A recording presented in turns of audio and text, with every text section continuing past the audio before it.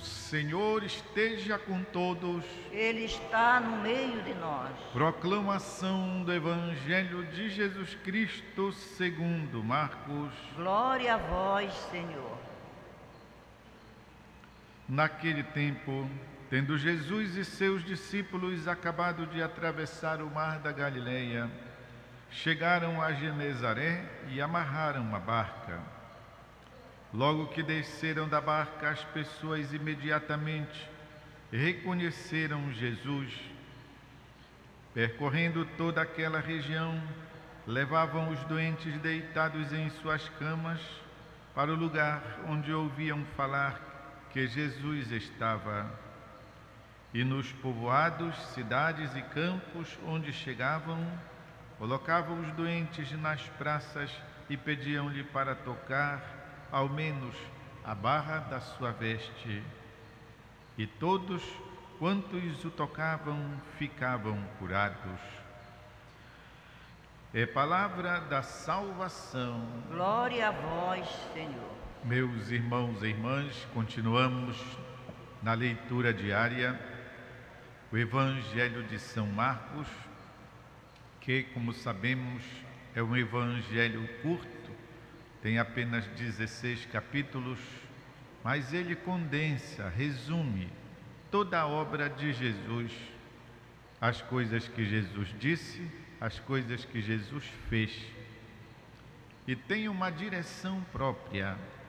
O Evangelho de São Marcos é um catecismo escrito para aqueles que se preparavam para o batismo, que na igreja antiga chamavam-se catecúmenos, e que faziam por isso o catecumenato, ou seja, preparavam-se para, na noite santa de Páscoa, receber o santo batismo, serem enxertados em Jesus Cristo e, a partir de então, viver na fidelidade a esse Senhor que eles abraçavam com o batismo.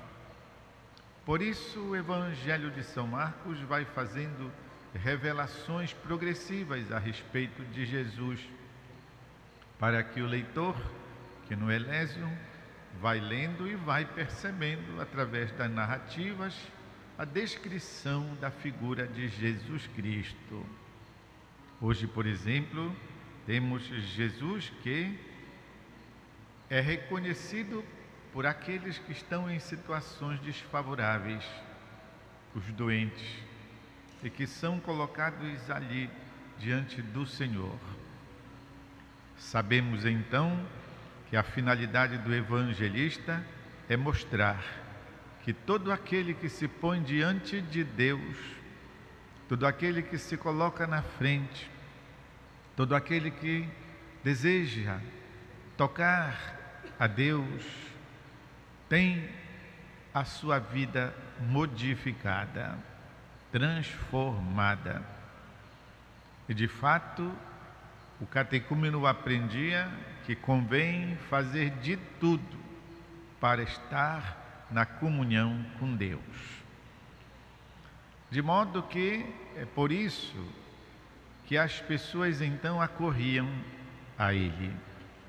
Aqui fala de pessoas enfermas e que vinham até mesmo deitados nas camas e que nos povoados e campos por onde chegavam, arrumavam o pessoal nas praças, de modo que pudesse então encontrar-se com Jesus.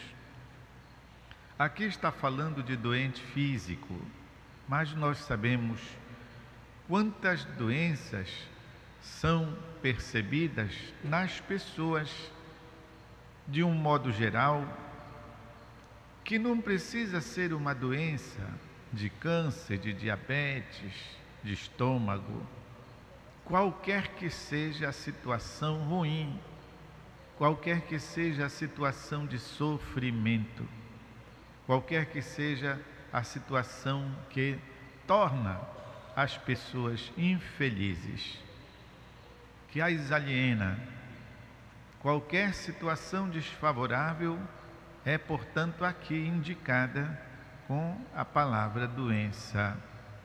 Nós sabemos que tem tantos males que não afetam bem o corpo da pessoa no sentido físico, mas que atrapalham a vida da gente. Males morais, males espirituais, perturbações, além, é claro, dos males físicos, aqui também incluídos. Isso fazia o catecúmeno aprender que Deus não gosta do sofrimento. Deus não quer o sofrimento das pessoas. Deus se posiciona a favor daqueles que sofrem. Deus está do lado daqueles que se acham em situações desfavoráveis. O padre está dizendo que o Evangelho se destinava aos catecúmenos, mas ele se destina também a nós, meus irmãos e irmãs, também a nós de hoje, que embora já tenhamos recebido o santo batismo, muitas vezes também não temos amadurecido a nossa fé. E aí a gente, aos poucos, vai desacreditando no poder de Deus. Embora já sejamos batizados, muitas vezes vivemos como pagãos. E outras vezes vivemos até mesmo como ateus, pessoas que não acreditam em Deus. Existem dois tipos de ateísmo na vida da gente. Existe o ateísmo teórico, é aquele das pessoas que se proclamam ateus, agnósticos, as pessoas que acham que Deus não existe e que tudo é explicável através de leis físicas, através de coincidências, através de causa e efeito. Esses são os ateus teóricos. E tem os ateus práticos. Os ateus práticos são aqueles que, embora achando, pensando que Deus existe, dizendo que acreditam, embora demonstrem alguns aspectos da religião na sua vida, no entanto, de fato e no fundo do coração, não acreditam em Deus. Os ateus teóricos, aqueles que se proclamam, pode ser que a gente, tendo uma boa conversa com eles, eles até no fim das contas se convertam.